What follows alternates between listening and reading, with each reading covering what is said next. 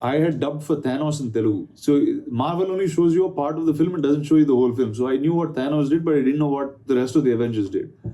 And when I went and watched Infinity War, the end of the film, all the Avengers die and Thanos wins. Someone in a mind space that's so off, to watch a film where you've dubbed for Thanos, now you start looking like that character because you're big and you also have a beard like that, and you can talk like him in that context, and then it brings you out of to joy and it brings you back to life, right? Cinema is such a beautiful thing. It's like it's collective art. It's a lot of artists, from whether it's you're a photographer, whether you're an art director, whether you're a painter, you're a dancer, you all are coming together to create a one single story that's going to last here for eternity. Whether you're around or not, that's going to be there forever.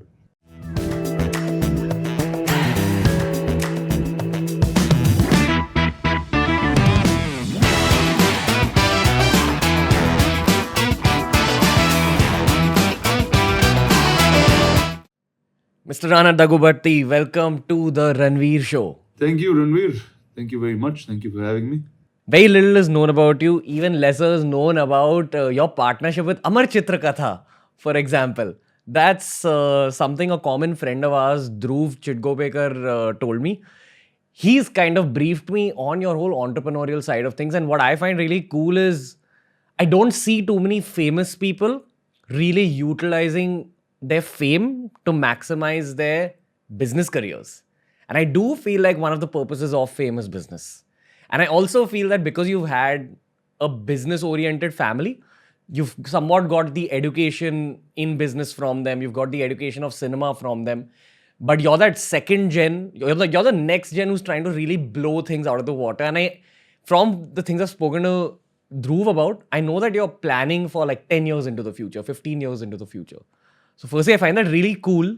Secondly, could you brief me on this mentality? Like, why did you become famous in order to pursue this business career? What's your whole mission in life? What's my whole mission in life? See, my mission in life was to tell big stories. Big in the sense of spectacle big. I grew up watching films like Star Wars and others, and I started learning visual effects. So that became my first job, really. I was a visual effects supervisor for a very long time. I had a small VFX company in Hyderabad. So that was pretty much my first career into the movies. And after that, I continued producing a few films, artistic slightly. So won a national award for it, but didn't get a theatrical release, things like that. And the opportunity that was there, or the governing sense of storytelling, was either a director or an actor in today's scenario. And there's certain ways, see, because I knew the idea of how to put a film together because I was a producer by then. So I went off to training in theater, in training in specifically to be an actor in the movies. See, once you like the movies and overall, you don't really have a defined job in it. You do whatever you want. That kind of engages you at that point. And there was a type of cinema that I liked and I wanted to produce at that point, where there was a lot of talent that wasn't very interested in it. So then to me, it was a clear indication that there was a kind of cinema that was available to do. And you needed actors and talent who will do that for sure. So I said, if I can find that opportunity, find that space. I knew that there were stories that will resonate in the same story can resonate in the country with similar actors. It's happened in the past. So whether it's from starting in Telugu films, coming to Hindi, working in Dammar or Dam films like that, working in both spaces for sometimes. I worked in Tamil for a bit. And then you got to do Ghazi, you got to do Bahubali, things that became national properties. So there was a search for the kind of stories I wanted to tell, and being an actor was the only thing that got me there. And there's one thing about acting, once you start consistently performing and owning characters and not yourself, so you wake up to be a king one day, you wake up to be a commander one day, you wake up to being a politician the other day. That's the most engaging part of life. There's only a set of actors and the director calling action, and that's a moment that is away from everything that's real. And everyone on that set is just working towards just that one shot or that one direction. So that becomes the extreme crux of who I am, where you find the artist in the art and you just keep pushing yourself with each film. And what parallelly happened was, as you, because I think I come from that understanding of visual effects, so you ended up building a company, you ended up raising money, you ended up selling that, I ended up selling the company. So there was a business involvement in all that time. I'd also made brief investments in other companies at that point, whether it was gaming or other verticals which I was a bit interested in. But never structurally ran a business for at least 10 years. I was only acting in films, whether it was trying to make a career in Hyderabad, Bombay, if there was a career possible to be made across the country in some format. There, what I understood was constantly using tech and advancements in terms of how we are trying to tell the story. There was very little being done in the disruption on the back end of the business. It was still as old as it was being conducted 100 years ago. So we said, okay, let's start like how we're using technology to aid storytelling. We started using tech to aid the process of making cinema better. Whether it's the business of finding sellers and binders, making marketplaces, using blockchain to enable content, or whether it's opening different channels of really being able to produce content which is just not mainstream but is also culturally relevant, that is music, which is subculture as a zone, right? So that was that kind of came on where the 360 started opening up. So if it was an investment in Amar Chitra Katha, it was, here you go, we have a company that embarks and holds all of India's mythology in one place and can really become a house which is probably much larger than what a Disney or anything kind of offer to anyone in India. So that really was the direction of each of these investments, whether it was in Amar Chitra Katha, whether it was in the partnership I built with Kwan in South India, where we created the first agency model in all of South India for the first time.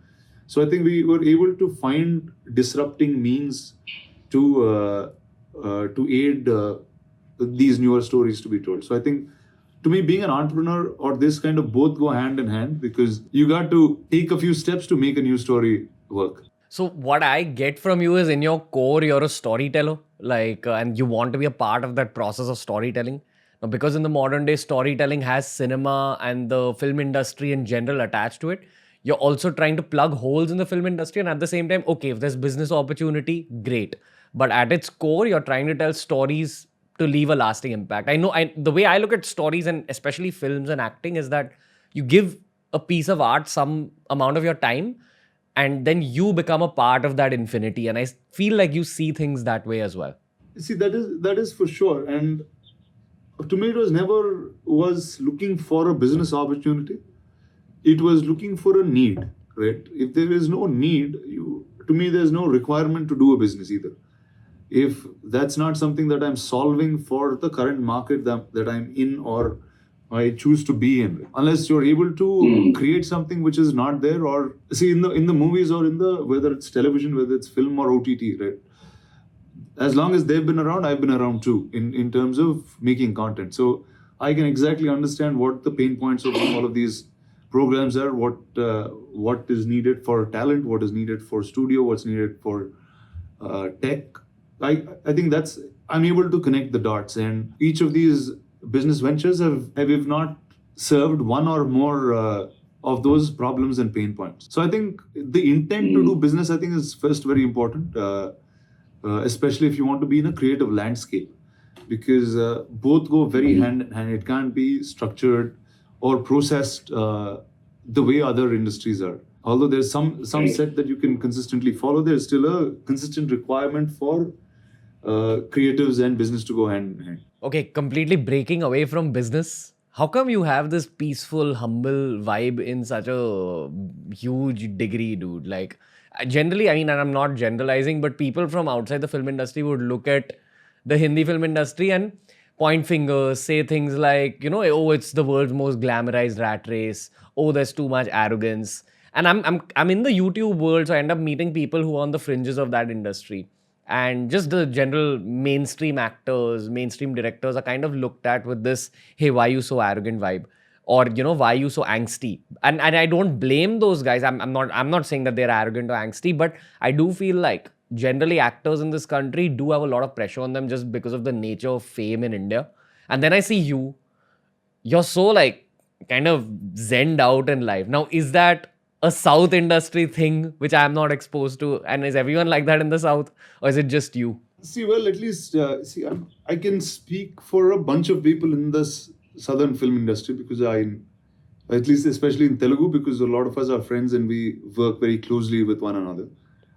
And I've worked with multiple of them too. So it's as much as you want to compete, it's really wanting to make the biggest film or the most unique film or something that stands out which others don't find. Right? That's really where the competing factor is can from a city like Hyderabad or a city like Vizag, can you make a film that will stand out globally?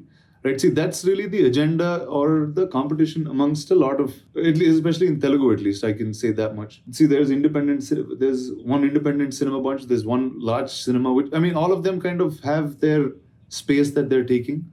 And in fact, they've also, in the theatrical world, they've been the first industries to open back and start releases and touch the 100 crore numbers once again in pandemic with 50% occupancies. So one is, I think that's, and there's very less of the outside association with it, whether it's, here there is a high street vanity that's around, right? Whether it's with paparazzi, with press, with advertising, with music. I mean, there's a lot more happening in Bombay as a city.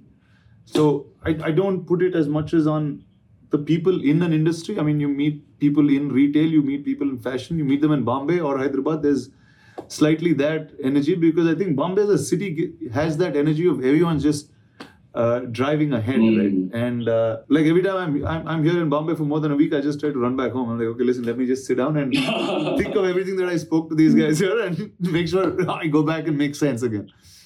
But I think that's more energy of each city that drives it. No, you're right, man. The other thing I feel is especially about South Indians in general, and you can't generalize South India because I know it's very varied, and I have a lot of South Indian friends. But as someone from the northern part of the country, what I see in common, and there are parallels in cricket as well. You see South Indian cricketers, everyone's technically gifted, everyone's very craft specific. That means everyone cares a lot about the fine details of the job they choose to do. And I feel like that translates into this, hold on, let me give more of my mental energy to the job I'm doing rather than caring about all these superficial things. At least that's what I sense. I don't know if it's a South Indian thing, but I mean, well, if it's me, I'd probably say that, yeah. I mean, I think that's where energy should be focused on what you're doing. Then see what other people do is their problem, not yours, no? If you had to introduce the Telugu movie industry to a new audience and you had to pick like 3 films, could you recommend like 3 films that people should enter the Telugu film experience through, and why those 3 specific films? If you're today's audience, right, I'm saying let's pick the earliest in the round.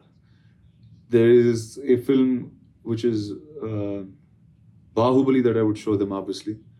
To show, here you go, this is a space where everything is about scale. We want a film or a story to be told larger than life.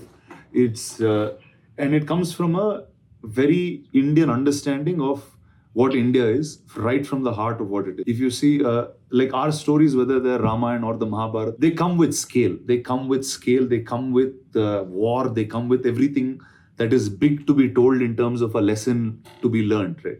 So, I mean, that's where our core storytelling comes from.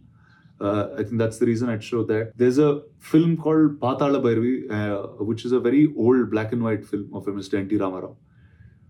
Because folklore was something that was opened up. Pathala Bhairavi and Maya Bazaar, these 2 films really. There's one film, Maya Bazaar actually opens up a folk tale which is written in the Mahabharat, which is only prevalent to few areas in Andhra. I mean, that story is not even heard in other places.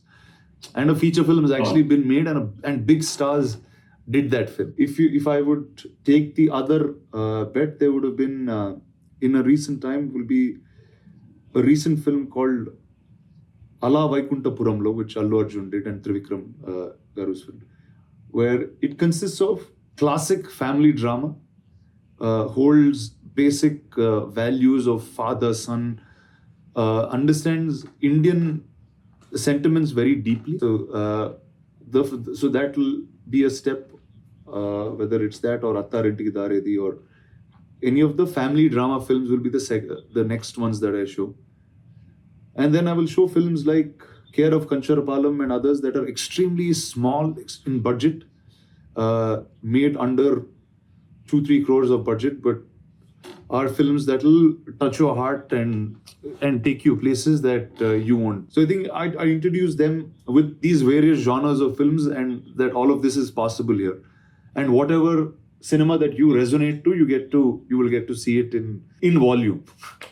Right. I will check these out. And I mean, the obvious next cliched question is, if you had to do the same for the Hindi film industry, for South audiences who have never ever seen a Hindi film, what would be your 3 films out of all the ones you've seen? Either Dangal or Three Idiots. That'd be the first, because it encompasses how you can make such a large mainstream film with such simple drama, and that's a human emotion. Usually these films are usually pitted as small genre films, or that's how in a regional industry one would take a story like this. But here in the Hindi and Bollywood has figured out a way to tell it in a very mainstream sense, and those stories become extremely large. Those will be my top. Also a big fan of the Munnabai series. Those will be the first probable films I'll show, because it touches every audience from 8 to 80. Anybody watches that film will just kind of walk straight in. And the second piece of cinema that I'd probably show is Maap Ke Kaun or DDLJ or anything in that world, which opens up the family drama of what North Indians are at. The culture of North India is what's the music of North India. I think all of that would kind of open that sphere up in family drama. Then, I would definitely show films, the extreme unique ones here, whether it's films that Anurag Kashyap does, whether it's films that Taapsee is now part of, all of those indie films that have really created mainstream waves, right? I think those, now you see a film like Pink, it's being remade in multiple languages, in multiple places. I think that's or the films that Ayushmann has been doing. All of those, they create such a human drama across, and I think to just understand culture of North India, understand the sensibility of how everyone is in each of their homes, it kind of takes you into the homes of North Indian people. So I think that will be cinema recommendation. Again, this is just for perspective. This may not even make it to the main podcast. But have you heard of the fish in the water metaphor? So it's basically like when you take a fish out of water, the fish realizes, oh shit, I was in water all this time. And it doesn't understand the nature of water while it's normally swimming. So the same thing goes with human beings and culture. When you're in a culture, you probably don't understand it as much because it's normalized for you. So what is North Indian culture? Like, when you're seeing it from the outside, what are some aspects of it according to you? See, thing is, again, I'm a South Indian in a sense where I grew up in Chennai. I was born in Hyderabad. I was born in Chennai. I grew up in Hyderabad. So I grew up with Tamil. I grew up with Telugu. I grew up with Dakkini, which is Hindi in Hyderabad, which is spoken very differently. And then Bombay, which is again almost like a mixed pot in the sense which has so many different people that I meet here. When you go to Delhi, which is extremely different in terms of what that sensibility is. So I think I can't differ very much because I'm not the best in terms of what I've taken from each of these spaces. But I think Bombay has been that place where is the first exposure to everything that you get, whether a Telugu guy gets to hear Punjabi music, or vice versa, or there's a Tamil music director sitting in along with a Punjabi singer. I think all of that happens in Bombay. There'll be different ways people conduct business, but in terms of a sensibility to art or storytelling, I think as Indians we pretty much operate the same. If there is a mainstream and there is a subculture, and everybody differentiates between it, whether you're in Hyderabad, Bombay, or in Chennai, there is what is mainstream and there is what is subculture. And there's that thin line now that is kind of getting filled up with OTT and digital waves going high, right? So that's where it is right now. Speaking about storytelling, art and culture, I do feel like this is where the Indian epics come into play. Ramayana, Mahabharat, it's the same kind of story, or at least the backbone of the story is the same all across India, whether you're talking about the East, West, North, South. I got to talk to you about Amar Chitra Katha. You said that your favorite comic book is the Hanuman comic book of Amar Chitra Katha. A goal of mine in life personally from an artistic standpoint is, Have you watched Dragon Ball Z ever? Yeah. I want to make a Mahabharat Dragon Ball Z, like a Dragon Ball Z style Mahabharat, because I believe that the art that they've shown in Dragon Ball Z, it applies very well to the Mahabharat. A great example of a Dragon Ball Z style Indian epic is the old Japanese version of Ramayana that they had made. Have you seen this? Where very beautiful, it's hand drawn art. And I do feel like children are drawn naturally to overly saturated colors. You know, these kind of larger than life special effects, which sometimes only come into play through animation. So are you working towards something like that? Are you working towards animation as well? Because I'm sure you'll have something more Bahubali style in the pipeline for yourself on a more personal level. I believe that that's what your goal is, for which you've partnered up with Amar Chitra Katha. But are you also thinking of animation? Or you know what, the question to you is just kind of let this Amar Chitra Katha theory of mine explode in this podcast. Why have you partnered up with them in the first place? If you needed to consistently make content which is about Indian culture, then you got to go find the place that has been making and consistently writing Indian culture. So one is, there's no bigger play than Amar Chitra Katha to be part of. So I think first that is a no-brainer to be as to why I invested and why I was there. The second thing is, yes, obviously we partnered for the first thing is to really scale up films like in mythology, where Hiranyakashipu now is the next film that we're working on as one of those properties. And the idea was to also create a bank of art which is now unique. Whereas, see, there's been always a classic traditional sense of what animation was. There have been bits and pieces of Amar Chitra Katha and Tinkle that did that in the past. And today also you see a lot of animation which is targeted towards children. And there is very little, whether it's in the sense of a graphic novel or in the sense of anything that's post-teen or which is adult in terms to consume. It's either you go back to a nostalgic value of ACK and it continues to stay at that teen level, but nothing after that. Now the idea is to explore various formats of this. As much as we have things for teens, that's already out there, 7 and above, is to try take a direction for how you get much younger audience into it and much older audience into it. So as a company right now, it's divided with mythology, folktale, bravehearts, and wit and wisdom in that format. And the idea is to scale each of them up. If it's history, take the directions of actually going live action and recreating monuments and stuff that used to be, whether it's the Mauryans, whether it's the Rajputs, go in that direction of creating them back and getting them either to scale on different OTTs or go back and create one of our own in terms of pipeline. So that's the direction of where we see that a lot of content can be spurged out in ACK. And yes, there's a global intent in terms of trying to take all of this and to see that there is enough of an overseas audience which is Indian that's consuming it. And what we're also doing is creating multiple versions that can go into Thai and all Southeast Asian languages. We want to travel along with the mythology, where the mythology stood, whether it's Indonesia, Bali. Wow. Go back and take those stories to where they actually belong. And we're also in the process of curating a bunch of stories. We actually have a bunch of Ramayans from the Mauritius that have come in, some from early Cayman Islands that have come in, things of Hinduism that have gone in different places. The idea is to pick back and take a more historic approach than a devotional and a religious approach to it. I love that idea of you taking mythology exactly where it went and then like creating for them as well. So I was thinking of where to go. I mean, there was a place where it went. Center of Bali, you will see a large chariot of Karnan Gatotkacha right in the center of this place. If you go to the Thai airport, you will, the airport is called Suvarnabhumi. And second, you see the churning of the ocean between the Devas and the Asuras. That was the beginning of the Bhagavad Purana. Now, if there's so much visual reference there, I think that it is directing us to get there and say, here you go, this is a place where you have to tell these stories. You know, that's what kind of hurts me about the history that's taught in Indian schools. We learn way too much about the medieval times, the recent times, about the independence movement, when there is like this glorious history that you should be learning about pre-medieval times. For example, this whole thing about Indian dynasties, when they say India was a Sone ki chidiya, that they took Indian culture to Southeast Asia. It spread as far as the Philippines. It's not spoken about enough. And hopefully, that's what the art of storytelling might do, because they say that borders are gradually disappearing as the human species is evolving.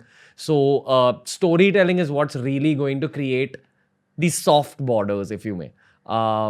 So in a way, you're doing the same thing that the Chola dynasty did, but in a much more 2021 context. I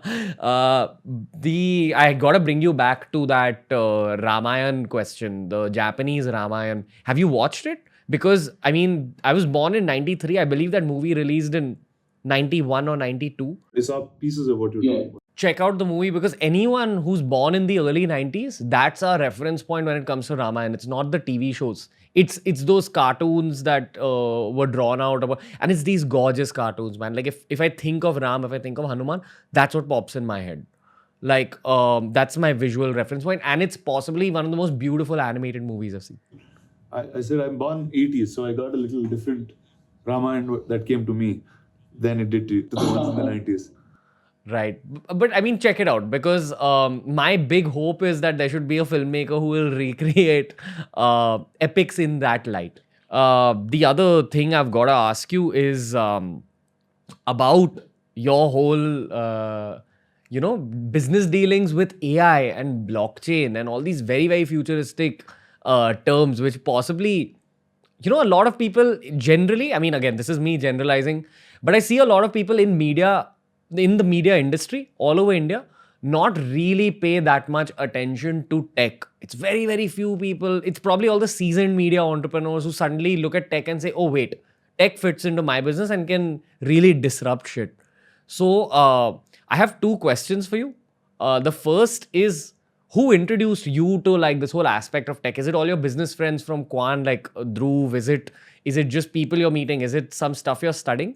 And the second question obviously is, how do you see the next 20 years unfolding for the media business? Because I know that you're planning towards that. That was my first business before I got into it. I mean, when we're doing visual effects, tech becomes the backbone of everything that you're doing. And I started off as early as 2005.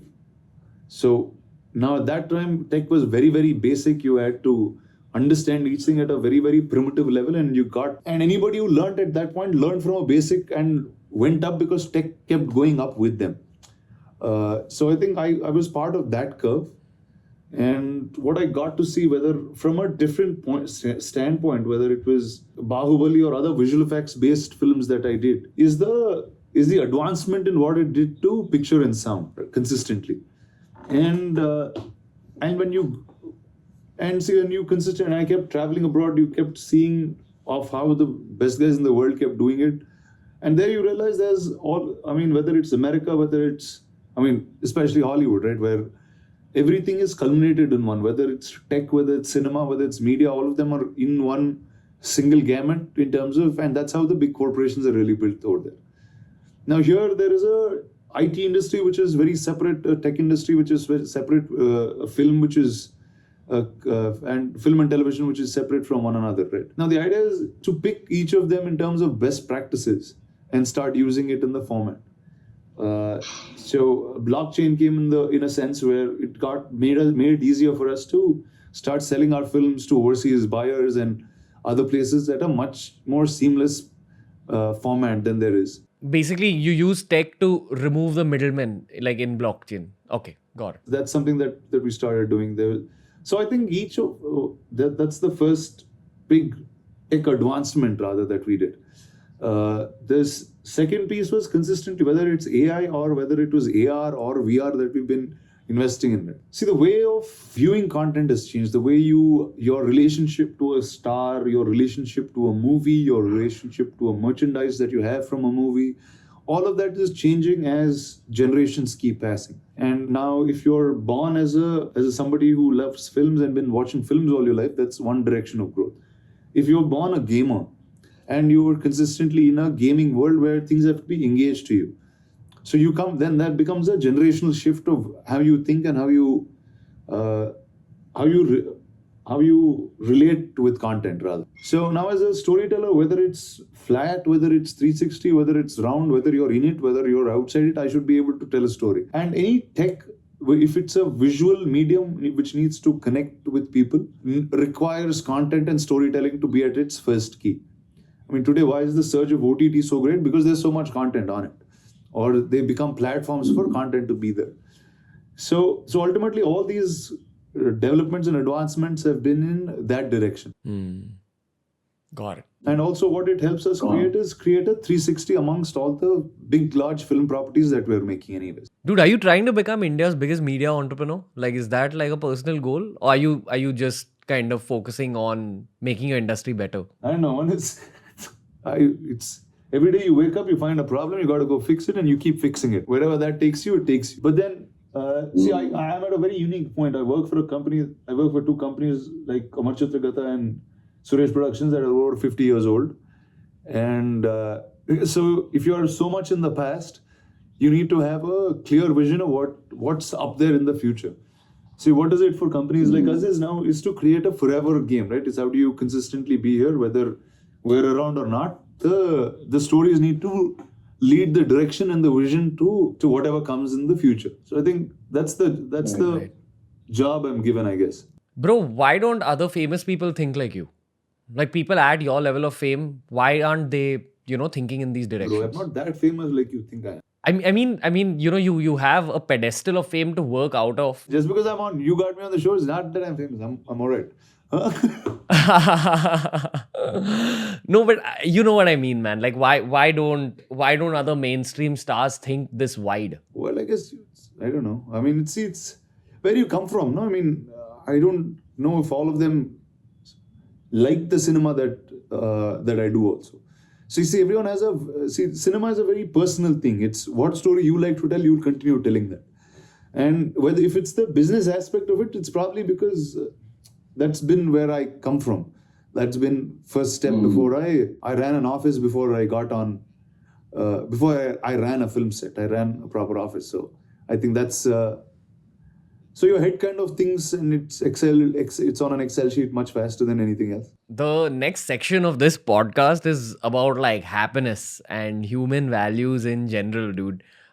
Before I get into the questions, I just want to recommend a movie to you, which I think you might enjoy.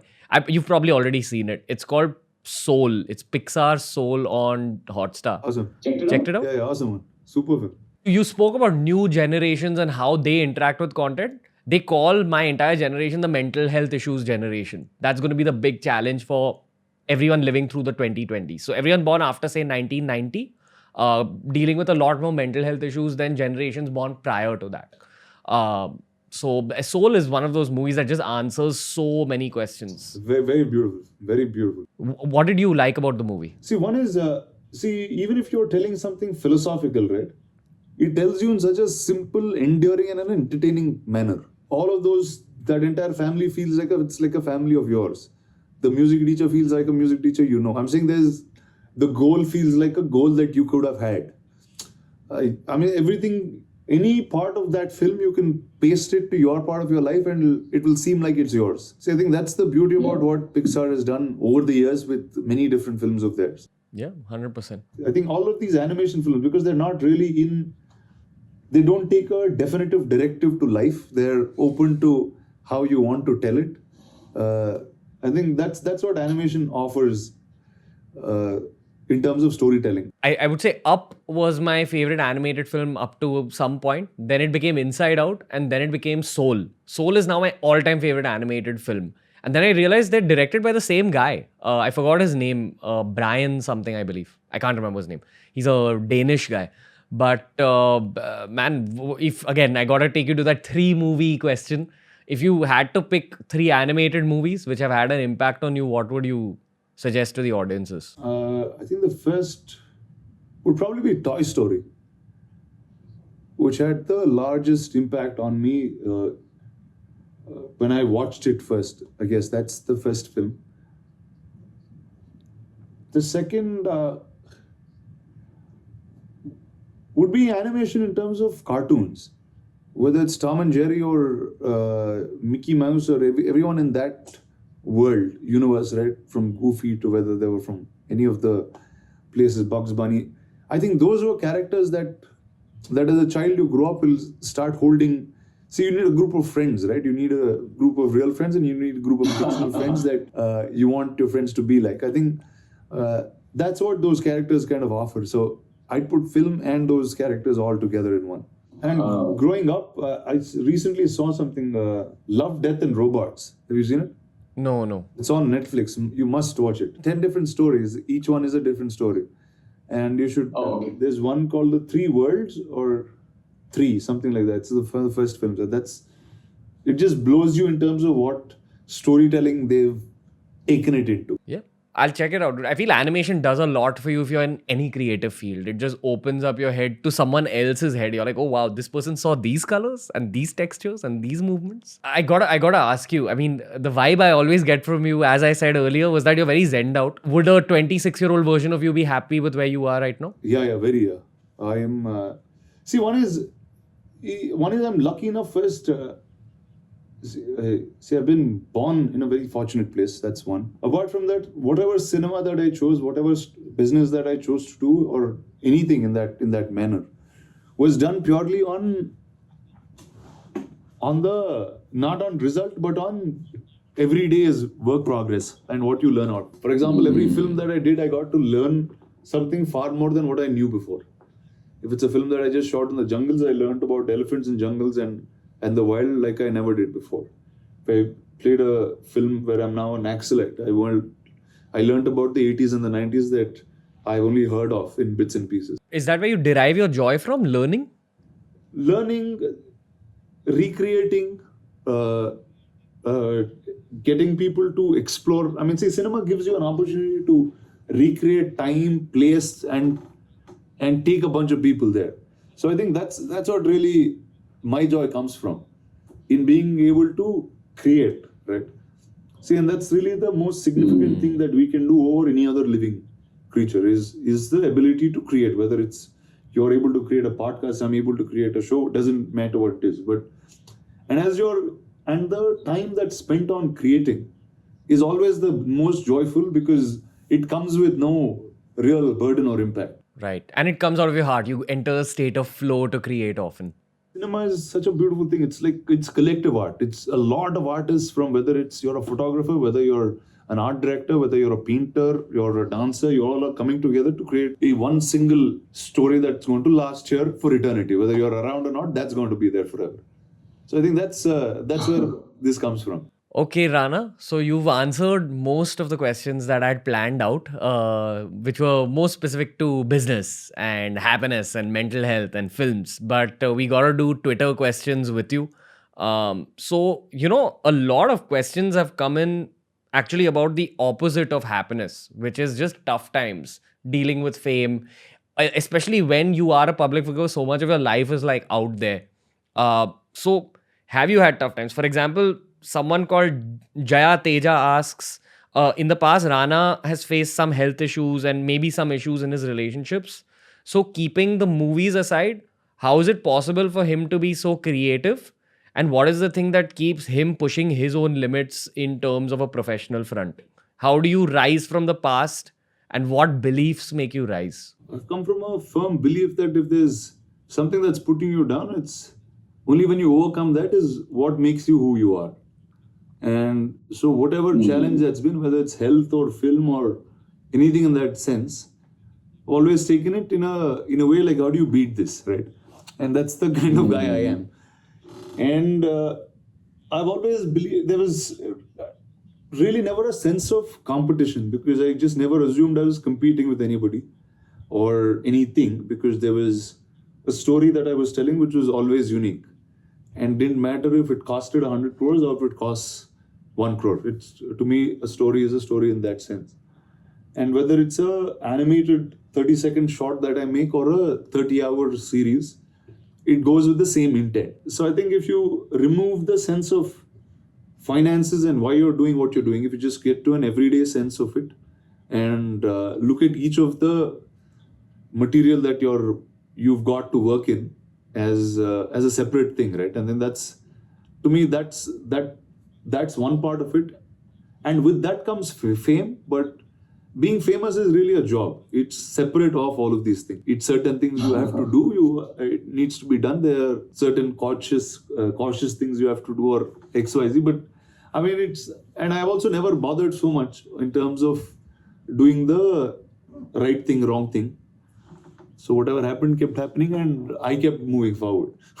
Did you have any dark phases though on a personal level? Like, did you go into any form of self-pity at any point? I mean, it's normal. I know. I'm not talking about if you stretched that self-pity emotion, but did you ever feel a sense of darkness around you? Yeah, definitely at times. I'd say there'll be times when you are.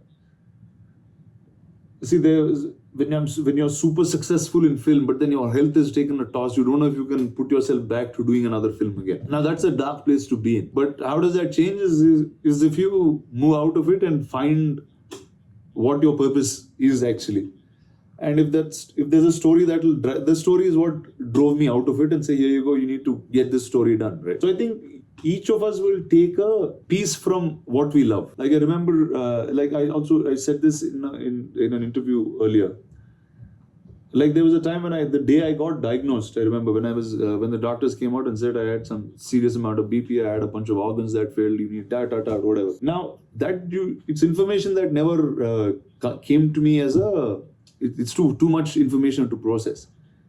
But then the only thing that got me out in like probably 2 days from that is in the same city that I went to this hospital in America, in Rochester, there was the Infinity War play, and I had dubbed for Thanos in Telugu.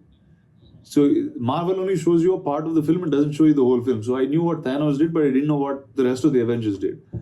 And when I went and watched Infinity War, the end of the film, all the Avengers die and Thanos wins. Now, to me, someone in a mind space that's so off, to watch a film where you've dubbed for Thanos, now you start looking like that character because you're big and you also have a beard like that, and you can talk like him in that context, and then it brings you out of to joy and it brings you back to life, right? So to me, cinemas, stories, comics, that kind of brought me back to what I needed to do. Wow. So likewise, each one will find what they love the most, whether it's music for somebody, whether it's reading for somebody, it doesn't matter what it is. You just got to find what you love and then find the best in there. Like, for example, what I do now is not very different from what I did when I was a kid. Like, I like the same things when I was a kid, I like the same things when I grew up. It's just different function of how I behave with them. I appreciate you sharing this heaviness, dude. Like, it's not an easy thing to say on a public platform. So I appreciate that. Jhalak Rawal asks, do you have a sense of belief in God, and does it play any role in your career? See, there's a belief system and a belief in self which is very, very firm. And if it's a sense of God, to me, it's a sense of what you're able to do with yourself. That's really the energy that is. And I'm not religious in a format where I leave faith in something else or someone else. But I'm a great reader or learner of everything that's old and comes from ancient knowledge. Do you read spiritual books? Have been on and off, but really in a direction of stories. Whether it's anything, whether it's a book also, it comes to me like a story. It doesn't come to me like anyone saying something. Right. So that's always how I've been taking things. And from that story will come morals, values, thoughts, philosophy, everything. Okay, Rishabh Vanvani asks, how does Rana juggle shoots, business, work, and stay consistent and avoid burnouts, because it might get overwhelming? And this is something that any creative professional faces. One is because I guess I'm just thrown with stuff that's so new all the time. It's very hard to get burnt out because you're not doing the same thing at all. If you take 15 years of my career, there's not one thing that I've done the second time. It's either been scaling that to a different degree or doing something that's 100% different from what I last did. So I think that keeps you going consistently, that because everything is new, it's like every time you're trying to figure out how to get it done. And finally, you're doing things that only bring you joy. Yeah, and I guess in a sense, it brings the others joy also once you put that out. So I guess, in both ways, it just works. Yeah. I also want to echo this verse from the Gita that kind of popped up in my head through your definition of joy, which is karmanyavadhikaraste ma phaleshu kadachana, which means that you just give your work your all without caring about your results or competition or wins or losses. And then that's it. That'll get you to where you gotta get. Okay, the Naina Graham asks, do you listen to podcasts? Because you do seem like a dude who listens to podcasts. I don't know why. If yes, what type of podcast do you listen to and what do you enjoy? Anything that is random, irreverent, ridiculous, nonsense is and extremely unique in terms of point of view. I like to listen to. And doesn't matter what topic, what genre. It can be about an automobile. It can be about somebody going to space. Doesn't matter. But just if I get a point of view that is very new and unique, I'd like to listen to it. Maybe check out certain episodes of the Ranveer show. Like certain episodes. Okay. Okay, this is a very nice question. Raghu Deshmukh asks, Rana's a huge fan of Mahabharat. How important is the Mahabharat for Rana in real life? How does he implement lessons from the Mahabharat in real life? See, that's the beauty about these epic tales here. Like every part of it, you can piece to what you are wanting to do. If you assume you are fighting a war and you got to get certain, and your tasks become your enemies and you need to get them done. I mean, that's a literal way of taking everything that you've read in the Mahabharata and putting it to use. And if you see after a point, all these characters become energies. And I see if I'm saying if the energy of Arjuna is channeled in you, right, when you're doing a certain task, then you become the Arjuna there and you get it done. Or vice versa, you want to be another character and get it done. So it's if you can take a story strong enough as an energy and be able to implement it in life, I think that's pretty much why these were written in the first place. Yeah, that's a beautiful answer, man. And obviously the follow-up question for me is there a particular character of the Mahabharata that stays with you? Like for me, it's Arjun. That's why I've got a bow and arrow tattooed for the same reason. But for the exact reason that you said. For me, it's always been different at different times, right? Because I think you are thrown in different positions. See, I'm saying whether it's you become a Duryodhana at a point, you become... See, which is why all those characters are not right, not wrong. They stay in the grey, and that's really what our mankind is made of, right? I'm saying there's nothing that extremely is right with us or wrong with us. There is a midway and a grey that we're all living in, and we got to figure the right and keep moving forward. Right. Slightly controversial question, but feel free to answer it in whatever way you wish. Nikunj 11921559 asks, all we see is the bright side of the film industry. Can Rana share some light on anything that's dark that the Aam Janta wouldn't know? There's nothing really dark. I mean, dark is what's really made of. It's a place where someone's coming to tell stories. So it's not really complicated in that sense. And see, what I can tell now, which I couldn't tell before, is the sense of amount of opportunity that's available. Right now, I think if it's the fourth industrial revolution we're in, it's content and stories that have taken front seat with everything. Whether you want to launch a brand, whether you want to make a film, it's the idea or the core piece of storytelling that matters across the board. So I think today the sense of being a storyteller or being in the creative industry has many, many more perks and gives you a longevity in terms of career. See, there's no other career that you can do for as long as you live, right? I'm saying I can continue being an actor for as long as I live if I can consistently be good at it. Same applies to a musician, XYZ, whatever you are. So that's the beauty of the arts. It's got no age, it's got no limit to bar in terms of anything, and it lets you be. Got it. Interesting question. Amit Mishra asks, how did Rana handle the pressure of not telling anybody why Kattappa killed Bahubali? There was no one logical answer to it, and whatever happened through through Bhallaldeva, the character I played. And to me, I was just every time someone asked that, I was very happy that someone asked it, because I know that's someone that's going to watch the film when part 2 comes out. Are you all right sharing your so again, the character you played in Bahubali, you had to bulk up for it. So could you just run the audiences through the bulking process? This is what Praneeth N asks, and also the follow-up question is, would you ever do it again? Would you bulk up that much for a character? Yeah, if I have to play Bhallaldeva again, for sure. There's no two ways about it. But see, Does it take a toll on your body? but that's the fun about this job, no? You don't want to be the same guy every single morning. I mean, you're now on a different set. You got to be a different human being, so you look different. But yeah, but obviously Bahubali Bhallaldeva has been the toughest human character that I had to ever build. And it was what 6 to 8 meals every single day for about 4 years of my life, and training twice a day, whether it's with very little or no breaks at all.